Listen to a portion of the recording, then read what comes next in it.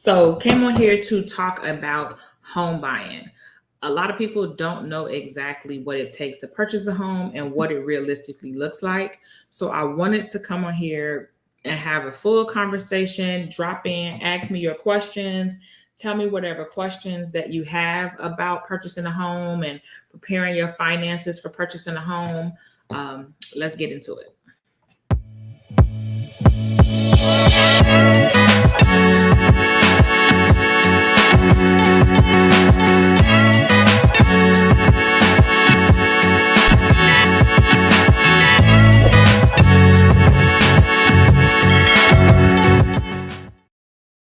So let's talk about it. A lot of people want to buy a house, and looking at the market right now and everything that's going on and everything we keep seeing in the news, you may be looking at home ownership like, ooh, maybe this is not the thing for me.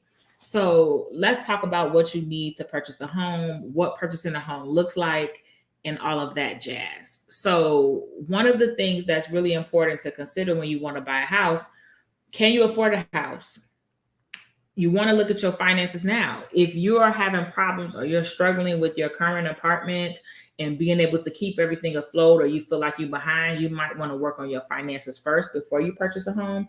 Drop in, let me know if you all have questions about home buying, and I'll answer the questions. I just want to come on here to answer questions about purchasing a home, so I can start and like go through the steps that you need and what documents they look at. I could talk about how do you prepare your finances to prepare to buy a house. I could talk about what the home buying process looks like and talk about the home buying process from step to step. Let me know what y'all want me to talk about.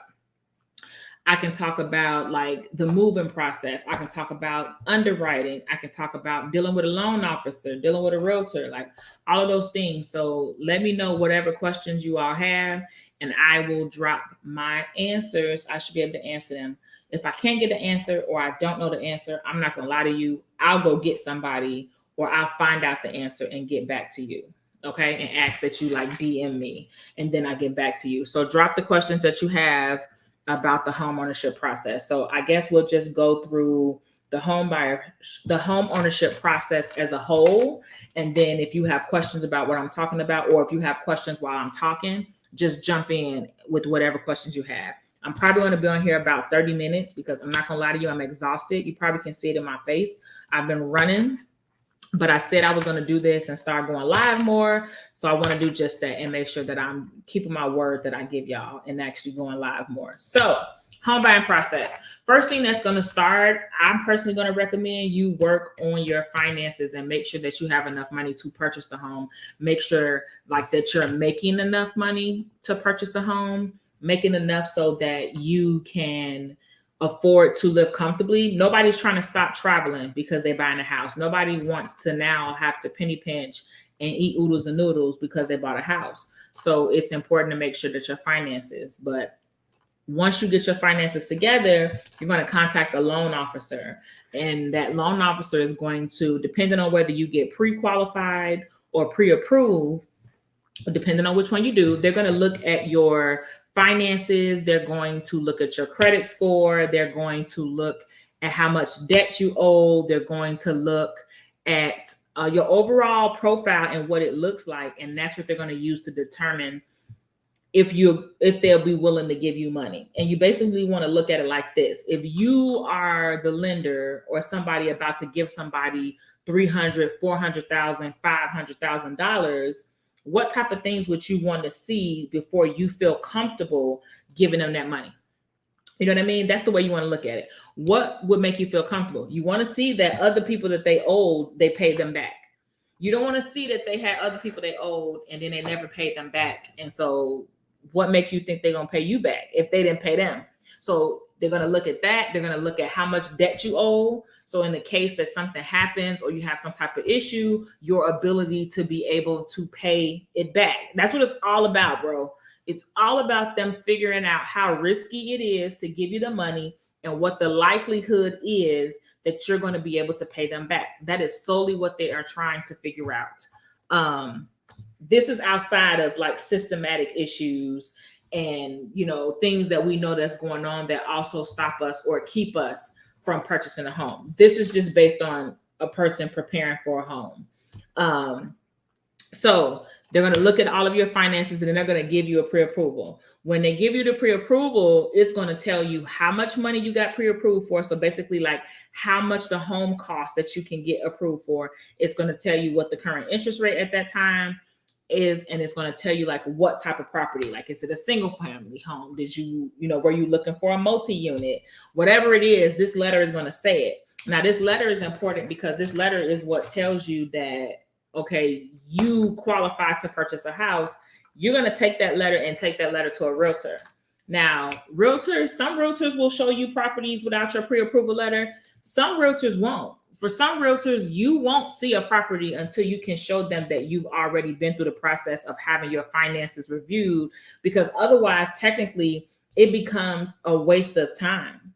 It becomes a waste of time for you to even go look at the properties, because if I'm looking at this $700,000 property, but I only qualify for $200,000, I wasted my time going to look at it because I'm not going to be able to buy that property. Like I said, whatever questions you have, drop your questions in the chat.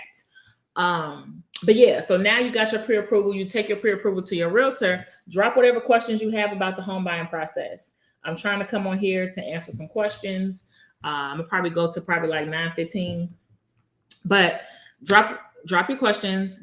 So you take your pre-approval letter, you take it to a realtor, and then the realtor and you are going to start looking for properties. The important part of this process is you want to make sure that you have looked at things before you go out with that realtor, because you need to know, what are your deal breakers? What is it that your house absolutely must have?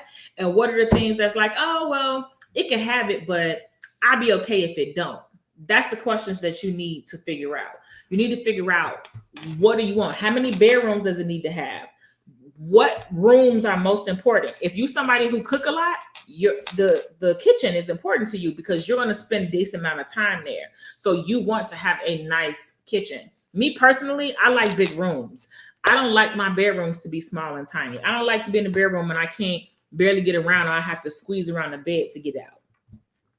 Yes, have I lived like that before? Absolutely. But if I'm looking to purchase a house and looking to purchase somewhere that I'm going to stay with for a long time, these are the things I have to think about. If you have children, you have to look and see what the school system is like before you move over there, because now you're going to have kids in school in this area. So you have to look at that. That's important for you to consider. If the school system is horrible, do you want that house? The next thing that you want to look at is the neighborhood itself as a whole. You want to look at things like, is it in a flood zone? You want to look at, do you need a backyard? Do you have to have a backyard?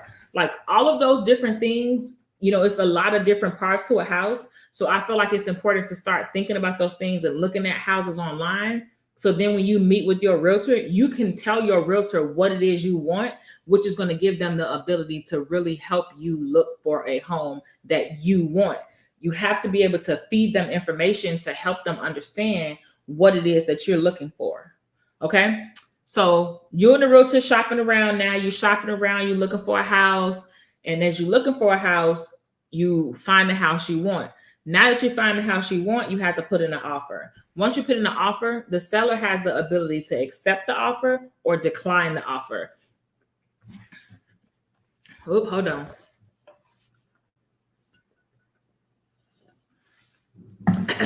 The seller has the ability to decline the offer or accept the offer. If they accept the offer, that means they're accepting the sorry, y'all. If they accept the offer, that means they're accepting the amount that you said. I might have to go get some water. Hold on.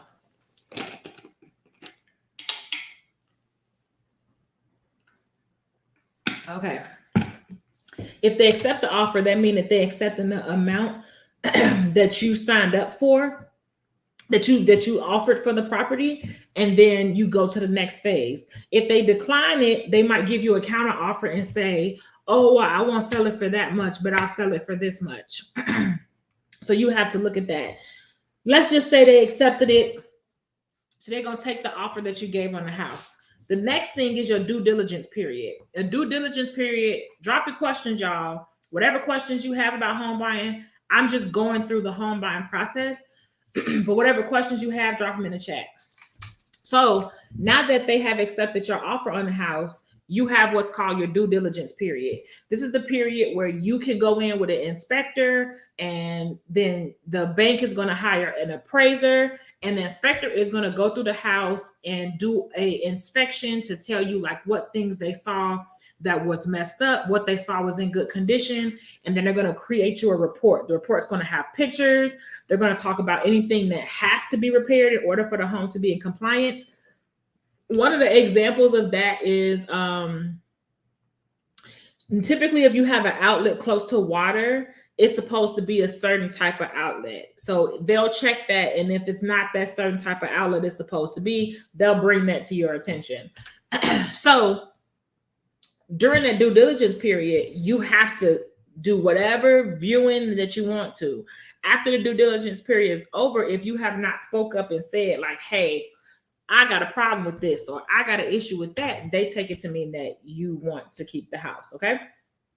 And then you let them know you plan to proceed. So let's just say you did have things that the inspector told you was wrong with the house. So you had some things wrong that need to be repaired.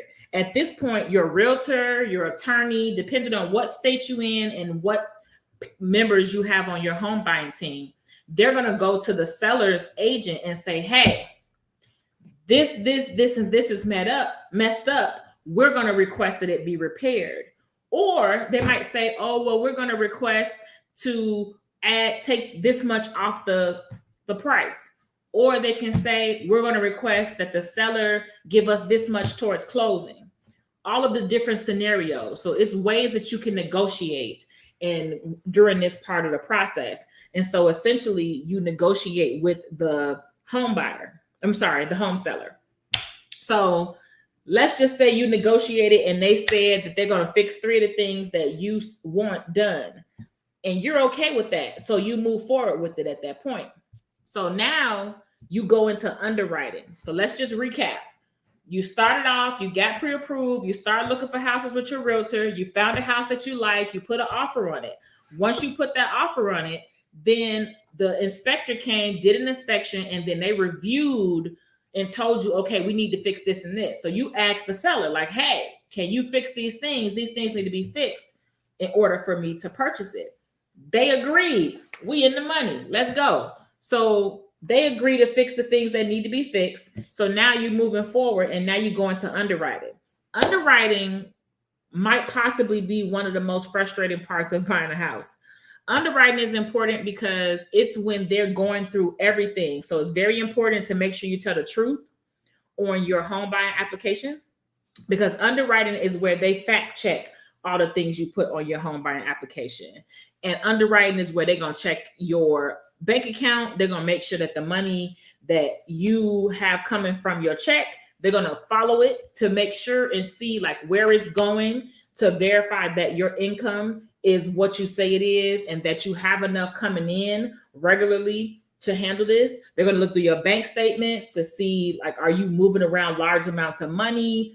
Because that's important, because if you're moving around large amounts of money, that looks kind of risky, because it's like, what are you doing and why are you moving that much money like that? So while they're going through the underwriting process, they might reach out to you and ask you for additional documents. They might reach out to you and ask you for questions. They might reach out to you and ask you to explain certain things that they found. If you have recent inquiries on your credit report, which is basically means that if you applied for credit anytime recently, they're going to ask you questions about it and ask you, what did you apply for? And then they're going to ask you, did you get approved? So did you get an account with this credit application? If you say, oh yeah, I bought some furniture, then they're going to need to know, okay, how much was that furniture? Send us the documentation to tell us how much that furniture is, because they're now going to add that furniture bill to your expenses, which is going to make you qualify for less house. So this is why I tell people all the time, the home buying commandments: do not make any large purchases or finance anything or put anything on credit while you're going through the home buying process. Just because they already ran your credit when you first applied does not mean they're going to run it again. They're going to run your credit again before you get to the closing table. So it's very important to not go and apply for anything. Don't move any large sums of money.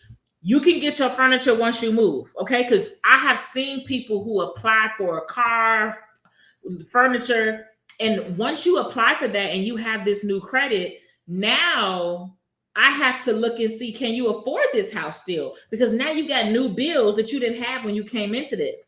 Once they calculate it and they add those bills, let's just say you go buy a car. Now you got $400 or $500 being added to your bills. That might make you not qualify for the house no more that you were trying to purchase, because now you got $500 more that has to come out of this same paycheck. Your income didn't go up. You got more expenses. So the bank is going to look at that and be like this is getting kind of risky. Like, we might have to back out. You know what I mean? So let's just say you go through underwriting didn't find any problem. They just have a few things that they have questions about that they need you to clarify. So they do that. And when they do that, they tell you, okay, you have a conditional approval. Now, a conditional approval basically means that they reviewed your stuff, they fact checked what you had, and they're still willing to give you this loan. They just need you to verify a few little things, a few little minor details. And if you verify them and everything sounds good with them, then they're willing to proceed. At this point, when they give you the conditional approval, you let them know if you're going to proceed. Because here's the thing, you're still not obligated to use them as a lender. Throughout the home buying process, you have the ability to shop around lenders.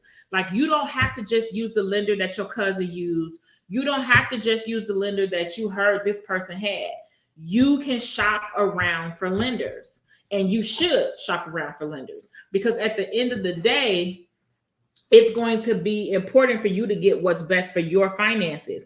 Different lenders going to have different rules, different criteria you got to follow, all of the above. So don't feel like, oh, well, a lot of times we don't know about the process. So we go with my cousin used this person, so I'm going to just use them. Check and see what they have. Ask them questions, learn about the home buying process. This is probably one of the biggest purchases you will ever make. The biggest. So you need to be definitely on it. And it's going to be one of the longest loans that you probably ever have. I mean, other than student loans, because, we all know. It's time for bed. That's Alexa trying to check me. But we all know that we might pass away and student loans still be there. Like, it's crazy. But anyway, so now you get your conditional approval. The next phase is you're going to the closing process. And before you close, one, you have to make sure you review documents. You have to make sure you review documents. It's going to be your loan disclosure, and it's going to be your loan estimate. It's going to be a closing disclosure and your loan estimate. Now, your closing disclosure is going to basically tell you all the fees that you have to pay during closing. It's going to tell you, like, you got to pay the credit check fee. You got to pay an appraisal fee. You got to pay a title search fee. You have to pay the loan origination fee. Like, all of those fees that you are going to have to pay as a part of this process is going to be in this closing disclosure. And then the loan estimate is going to basically tell you exactly what you're paying for in the loan. As in, like, this is how much you're borrowing. This is how much the interest rate is. And so this is how much you're going to end up paying. This is what your monthly payment is going to look like. Like, all of the details about your loan is what's going to be in there. You're supposed to review these days before you're closing. Like, there's a law called TILA, or the Truth in Lending Act, and it requires that you be able to review this before you're at the closing table. When you're at the closing table, this should not be your first time seeing these documents, because you should have the opportunity to look at them and review them and make sure it matches what it's supposed to, because sometimes it doesn't match. Like, people make mistakes, and not seeing your realtor might not be trying to do anything to harm you or to mess up the transaction, but they do a lot of transactions. They might be closing two houses at the same time and mixed details. Things happen.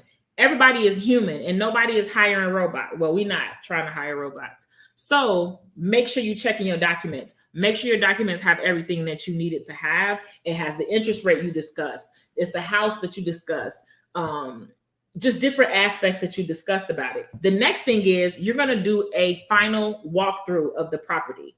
You're going to do a final walkthrough of the property because, one, like, let's just say somebody was living there. You want to make sure when they moved out, they didn't put holes in the wall and snatch out ceiling fans. And I know that sounds crazy. I know that sounds odd, but trust me when I tell you, it happens. It happens a lot. The next thing is, if you ask for any repairs from the seller, you want to be able to check to make sure those repairs were actually completed. You need to be able to check. So you're going to go and do this final walkthrough to make sure that the property still looks good. Prime example, I actually saw it here on TikTok. It was a couple. They were doing their final walkthrough the day before their closing, or the night before their closing, because they were closing in the morning. Tell me why the contractor had got into it with the seller and snatched all the doors off the property to get back at the seller. Who would think that would happen? Like, who would think that would happen? Nobody would think that would happen. So when they walked through the house, it literally had no doors. Like, you know how your mom used to be like, I'm going to take the door off the handle, you keep talking? They took all the doors off the handle in the whole house because they had a dispute between the contractor and the seller. Now, the buyer don't have nothing to do with that, but that changes things when it comes time to walking across not walking across, but sitting down at the closing table. So naturally, no, we're not closing. I like doors in my damn house. When I looked at this house, it had doors. So the agreement that I had said it had doors. So another thing that's really important when it comes to putting your offer in and you have the contract, they have this thing that's like a disclosure that's part of the contract. This is the point where the seller's going to tell you like, oh, well, it had termites, or oh, I fixed the roof this many years ago. Oh, there's this going on with the foundation. This is a very important document because some things, if the seller knows about it legally, they're supposed to disclose it to you. So you can see a little bit about the history of your property with this, and it'll tell you when the water heater was replaced, like things like that, which will be very important for you. But anywho, so now we up to closing. We are closing. Like I said, if y'all have questions, drop your questions in the chat. I'm going through the home buying process. When I finish the home buying process, I'm going to jump off of here, but I wanted to go through the full home buying process and give y'all a chance, like a Q&A, to ask whatever questions you have. So you're at the closing table. You've done your final walkthrough. You reviewed your documents. Everything looks good. It looks like it says what it needs to say. Now it's time to close it. Now, sometimes in some places it's kind of streamlined. Like they might have some documents electronic. They might have documents where you have to sign them all by paper. It depends. It's different. It depends on the company. It depends on the title company. Typically your closing is at the office of the title company. What is the title company? The title company is the impartial party who moves the money. So like you are giving money, even though you don't physically have it in your hand. Well, some of it you might, because you have to have a down payment and closing costs, but they are the ones who move the money. They are impartial party because they're not on the seller side and they're not on the buyer side, and they move the money. So basically when you pay your down payment and closing costs, it's going to go to the title company. And then when the seller, if they have to give any credits or anything like that, same thing, it's going to go to the title company. The title company is going to take the money from your purchase. So whatever the bank pays for your house, they're going to take it and they're going to distribute it to who it needs to go to. They're going to check the title to make sure that it's free and clear, that you have the ability to purchase it and the owner doesn't have any liens or anything that will stop you from being the owner of that property. Okay.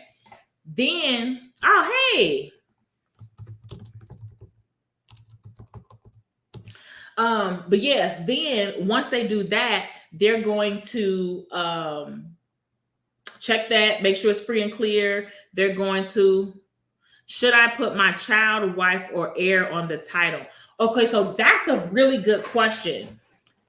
Putting your child, wife, or heir on the title is an important question because when you put them on the title, they now officially own that property. Here is what I want you to consider. First, consider if you and your spouse want to purchase separate properties.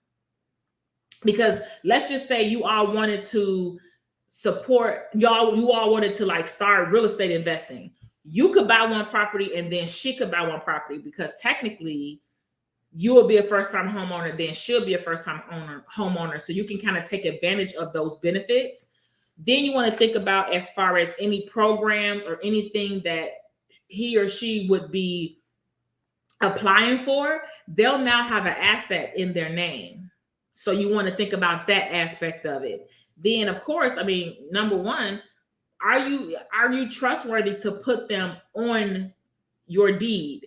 And the next thing for you to think about too is, even if you don't put them on a deed, if they assist you, depending on your state and the laws and all that stuff, but if they assist you with so much of that property as far as expenses and things like that, it becomes a marital asset, which means that if something happens and you all get divorced, you're going to have to worry about how to split that house up, unless if it's something that you're okay with it selling and you wasn't trying to hold on to it. So I think that's something you have to consider. If you're going to put your child or your heir on the title, I think that you want to think about making sure you teach them what that means and teach them about home ownership and teach them, what you're actually doing. Like, I'm leaving you a house, but this is what you do with the house, and blah, blah, blah, blah. Because how many times have like grandma's house got left, or somebody foreclosed on grandma's house? So I feel like you should think about those things when you're considering putting them on there. I can't give you an answer to say like, yes, you should put them on there. No, it's not my money. It's not my house. It's not my finances. You have to look at your own situation and look at your goals for what you're trying to accomplish and see if that aligns with it. Like, I don't really like people who give, oh yeah, you need to do this and you need to do that. I can't tell you what you need to do off of a snippet of information about your life. Like, and I feel like that's not something that anybody should do, because I should know more about you. I should know more about you before I'm telling you what you should do, especially with something as expensive as a house and how much it can affect you. Right. People lose grandma's house all the time. So you got to make sure that you're giving that education before you're just throwing people on a deed. And then too, you have to think about, if you throwing your child on a deed, when your child gets older, they're not going to be able to take advantage of any first-time home buyer incentives either, because they have a house in their name. So they can't do that. So maybe put it in a trust. Like, you have to compare all of those things to think, is it the house that they're going to live in where they would need to buy their first-time homeowner? You know what I mean? Consider all of those things when you're deciding whether you're going to put them on a title. Will that impact their credit or income? So putting them on the title, it shouldn't affect their credit. It'll affect their net worth. It'll affect their net worth because they'll now have property in their name. It'll affect them whenever they do go to purchase a home, because now they won't be a first-time homeowner. Credit, it won't. See, putting them on the deed, the title, and putting them on a mortgage are two different things. So if you put them on a mortgage, yes, that's going to affect their credit. That's going to cause them now to have that mortgage tracking on their credit. They'll have a trade line on their credit, which means however you pay that mortgage is going to affect their credit. You pay it on time, their credit is going to look good. You pay it off not on time, their credit going to look bad. So that's the way it would affect their credit. Putting them on the title is just putting their name on the asset, because the mortgage is not an asset. The mortgage is a liability. The actual house itself is an asset, but you have to pay off the liability in order to really, take the value. So it's only going to impact their credit if you put them on the mortgage, which means they will have to apply for the mortgage with you. Income, I don't know that it would affect their income unless like you're renting it out and you agree to give them a certain part of the proceeds. But if you're not saying that you're going to give them a part of the proceeds, I don't see it affecting their income, but it is going to affect their net worth because now they'll have an asset in their name. So hopefully that answers your questions. Let me know if that was answered. If you have more questions, let me know. So closing day. When you're sitting at the closing table, you're going to sign a whole lot of papers. Baby, you're going to sign your name more than you ever signed your name before. Like a lot of the newer generation, I don't think they taught them how to write cursive. So they write, that really answered my question. Thank you. Oh, good stuff. Good stuff. They didn't teach some of the younger generation how to write in cursive. So we write, when we sign our name in cursive, which it's small, but it helps you because you're not picking up the pen and putting the pen back down. The pen is staying on the paper. When you writing all the different letters, baby, your hands can get tired. You hear me? Tired. So you signing a whole bunch of papers. You signing off saying like what type of ownership is it going to be? Is it going to be owner occupied, which means are you going to be living on the property or will it be an investment property? Because sometimes depending on what county, city, or state that you are in, you might have different things you have to do. Like I have an investment property in a city where I have to pay a fee every year to register this property because it's an investment property and it's not owner occupied. That's what that city rules is, which is another good point. Wherever you are purchasing your home, make sure you look up the laws and rules of that county, that city, whatever, because different cities and counties have completely different rules. And if you're purchasing a house in their district, it's going to affect you. Okay, so make sure you pay attention to that. So we're going to go back to the front and we're going to go through the full home buying process really quickly. And then I'm going to jump off of here because I said I was going to get off at 9:15, but I'm still on here. So you started to purchase a house. Your first thing you're going to do, of course, you got to fix your finances. You got to fix your credit score, get all of that good. You got to see, should you buy a house? You got to see, like, don't get me wrong. I teach home ownership, but I'm never someone who's going to tell somebody to blindly just buy a house. That is not something that you need to blindly purchase without looking into see, is this what I need to do? Did my wallet tell me that I was allowed to do this? You know what I'm saying? So once you do all of that, you're doing well, and then you decide to go and get pre-approved. So you talk to a lender. The lender will review all of your credit, your finances, your debt, your assets, all of those things, and then they'll give you a pre-approval letter. This letter says that like you're pre-approved. This is not a guarantee that they're going to give you a loan, but this is basically them saying, I know what you're saying about that wallet. Yes, thank you about that wallet. About That Wallet is a good, wonderful podcast on, you could probably find it on YouTube if you go look for it. But yes, About That Wallet. But yeah, so you're going to get the pre-approval letter, and that's not a guarantee that they're going to give you a loan, but it's basically saying like we reviewed their stuff. We did like a surface level review. We checked their money. We checked their credit. And from what we have seen, we might be willing to give them some money. That's basically what they're saying. And then they're going to give you a pre-approval letter that's going to tell you how much you pre-approve for, which basically means how much your loan can go to. Then it's going to tell you the interest rate at that current moment, which this is important, especially when interest rates are going up and down and things like that. Sometimes you can get your rate locked. So basically you'll lock the rate for 90 days, which means that whatever you got pre-approved for that rate, you'll be able to hold on to it for a while. Everybody doesn't do that. Some people do it. It's something great to ask because sometimes you might get pre-approved for this, but by the time you're actually purchasing a house, the interest rate has gone up. And when the interest rate goes up, it affects your mortgage payment. It affects your monthly expenses, and it can get real. You know what I'm saying? So got my pre-approval. Now I'm going to go to a realtor. The realtor is now going to take me out and go to different places to look at properties. As I recommended before, I highly recommend you figure out what type of house you're looking for. You figure out what you want out of that house. What do you need to have? And don't just think about it as, oh, well, I need granite countertops and I need pretty cabinets, because you can honestly buy something that is cheaper and put them in yourself over time. Because the real thing about it is the longer you live in the house, your taste is going to change. Because you're going to grow and you're going to evolve. So your taste is going to grow and evolve. So you don't need to come in because look at the neighborhood, look at the house. When was it built? How sturdy is it? What have they replaced in this house since they purchased it? Look at those type of things. What is the possibility that if you had to sell it, somebody would want it?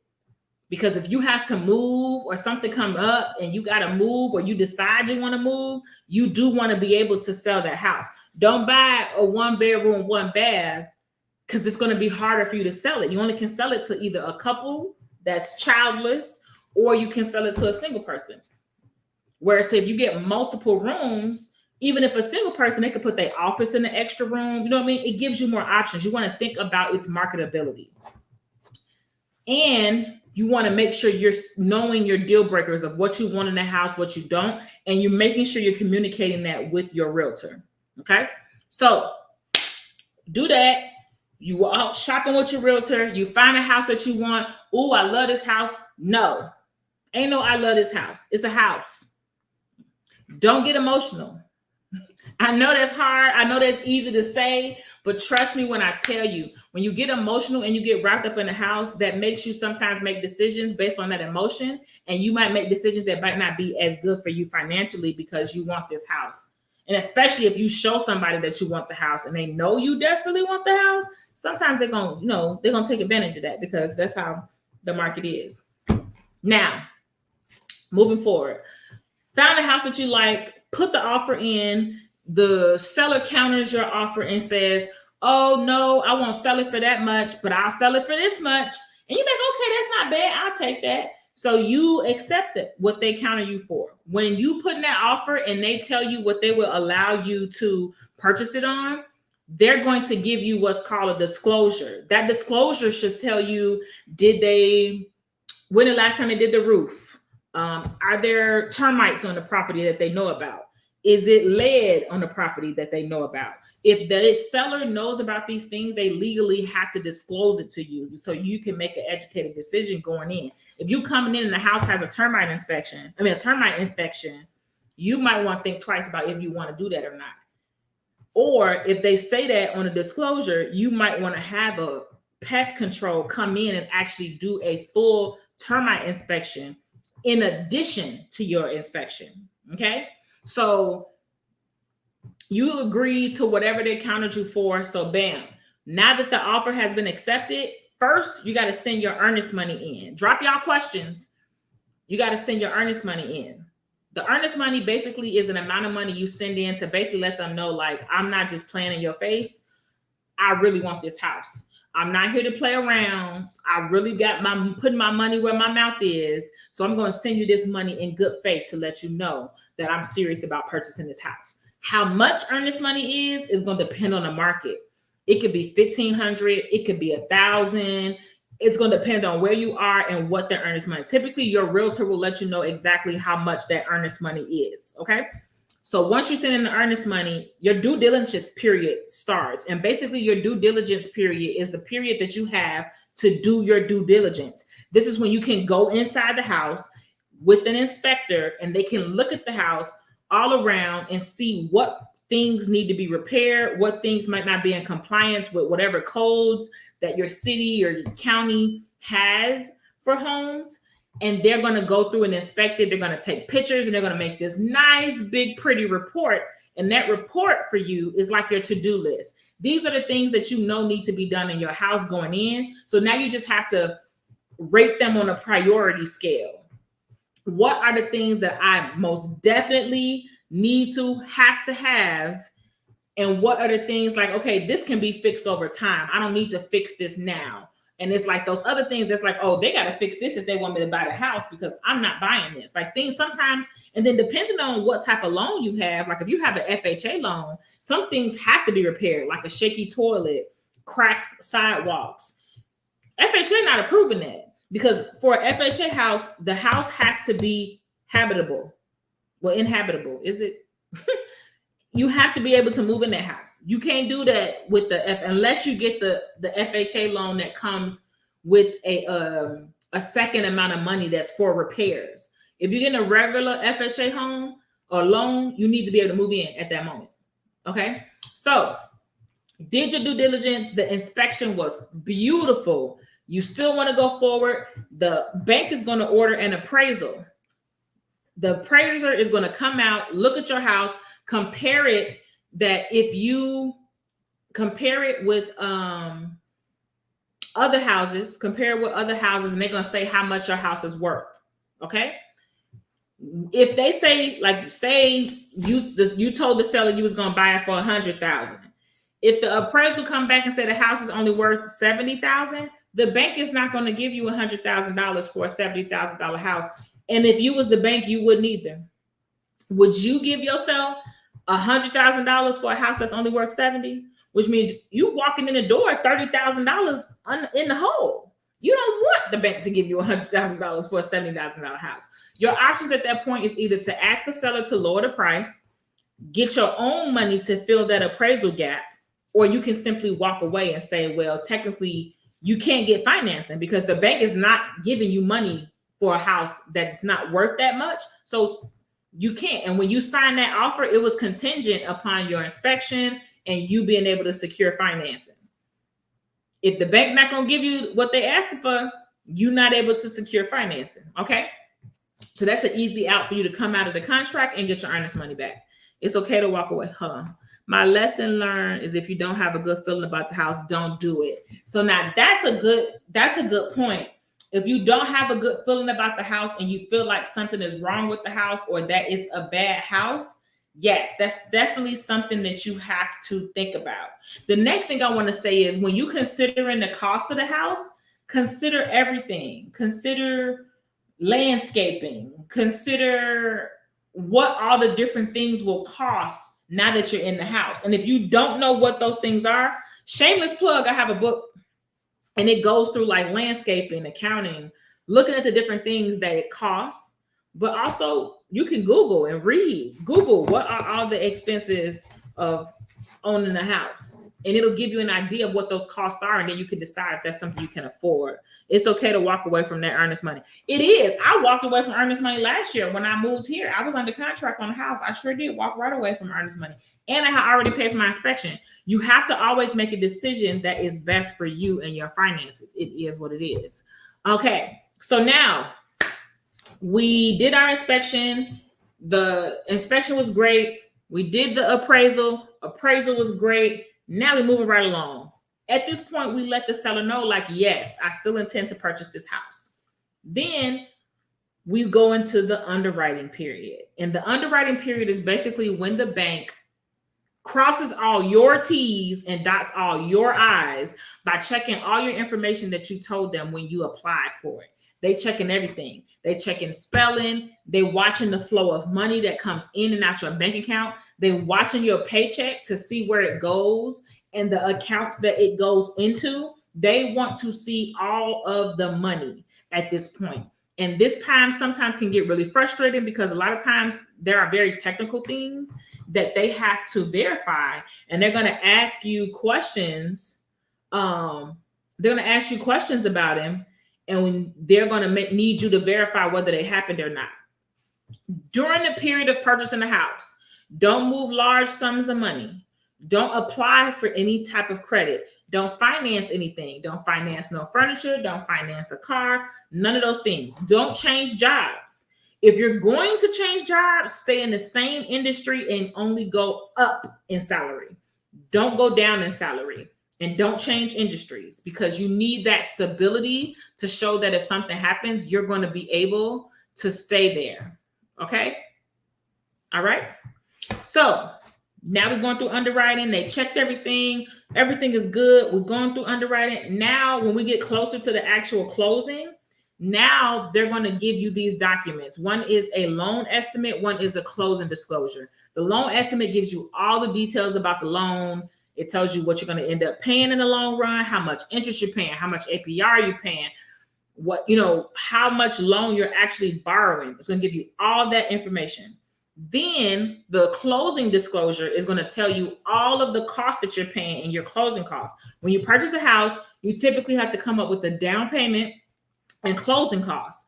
So when you get this closing disclosure, it's going to explain your closing costs to you. It's going to let you know how much money you need to bring to the closing table. So it's going to tell you about the title fee, the loan origination fee, the credit check fee. You're going to have to prorate your taxes and pay the taxes for the rest of the year on the property. All of those things will be in this closing disclosure, and it will break them all down and break down what your monthly payment is.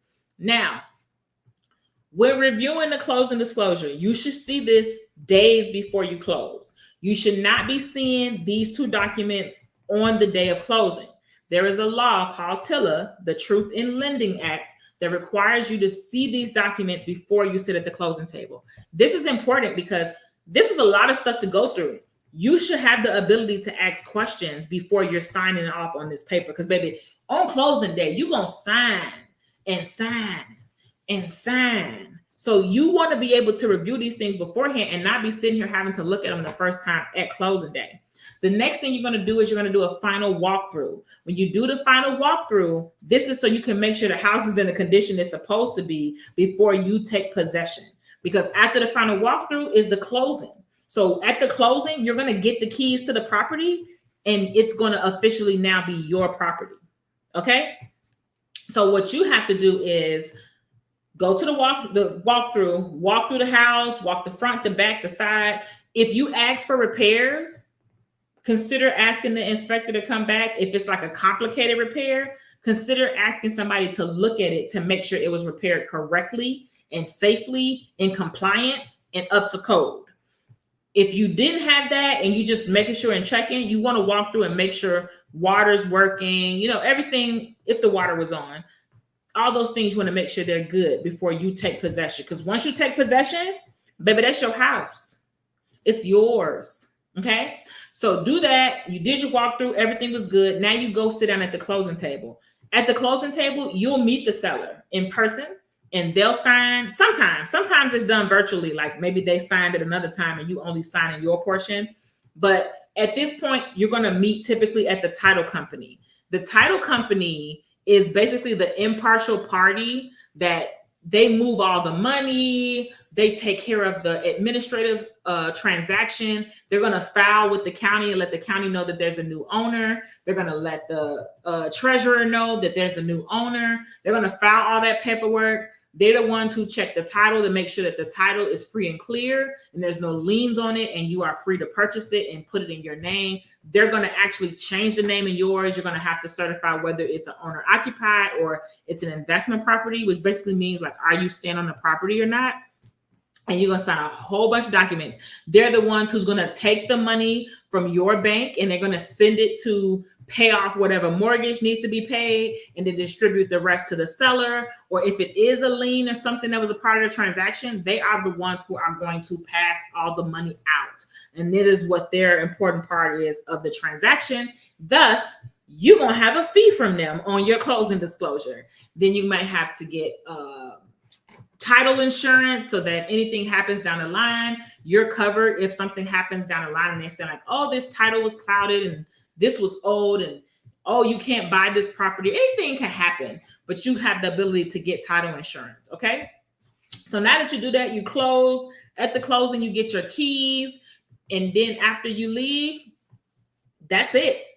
It is your house. It is yours. Congratulations. You're officially a homeowner. If you learned anything, definitely hit that like and follow, subscribe on whatever platform you are watching this. I'm also having a free Money Moves webinar on July 30th at 7 p.m. The link is in my bio. Feel free to go sign up.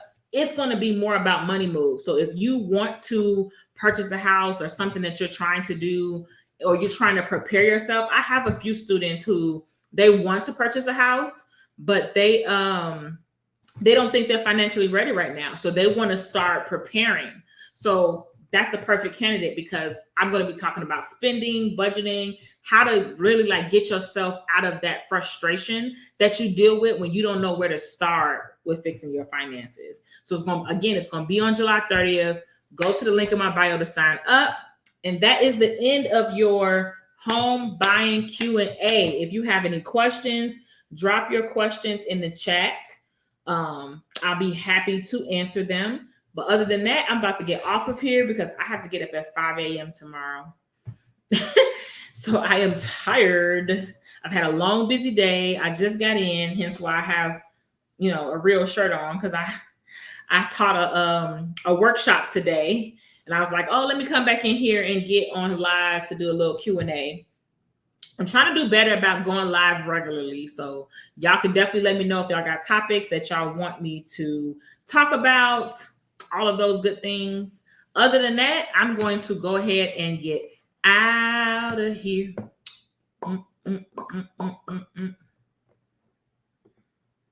Going once, going twice.